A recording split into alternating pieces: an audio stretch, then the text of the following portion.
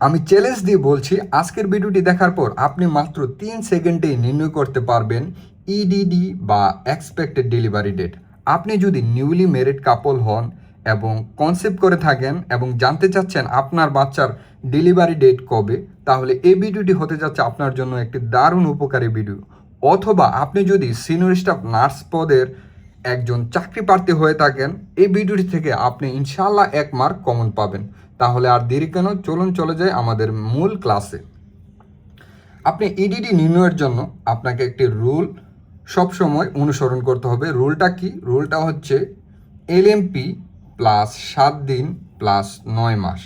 LMP কি? LMP হচ্ছে last menstrual period, মানে হচ্ছে আপনার সর্বশেষ মাসিক যে পিরিয়ডটা হয়েছে ওইটার প্রথম দিন। হ্যাঁ, আমরা একটা এক্সাম্পল দিই, তাহলে আপনার জন্য আরও বেশি ক্লিয়ার হয়ে যাবে।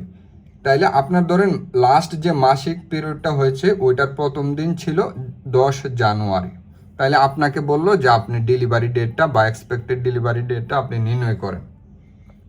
তাইলে এলএমপির প্রথম দিন কি ছিল? 10 জানুয়ারি, দিলেন 10 জানুয়ারি প্লাস 7 দিন, দিলেন প্লাস 7 দিন। তাহলে 10 জানুয়ারির সাথে 7 দিন যোগ করলে কত হয়? 17 জানুয়ারি প্লাস 9 মাস। তাইলে এই জানুয়ারি মাসের সাথে যদি আরও 9 মাস যোগ করেন তাইলে কত মাস হলে? 10তম মাস হবে। 10তম মাস হচ্ছে অক্টোবর মাস।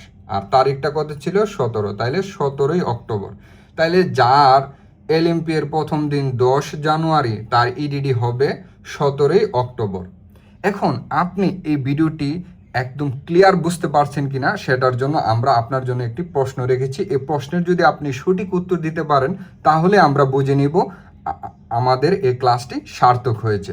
প্রশ্নটি হচ্ছে, রুহিমার এলএমপি এর প্রথম দিন ছিল 10ই মার্চ। হ্যাঁ, এখন আপনার প্রশ্নটা হচ্ছে রুহিমার ইডিডি কবে?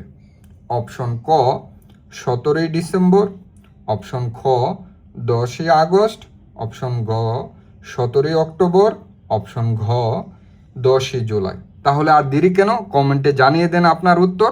আর ভিডিওটি যদি আপনার এতটুকু কোনো উপকারে আসে তাহলে শেয়ার করতে ভুলবেন না। ধন্যবাদ সবাইকে।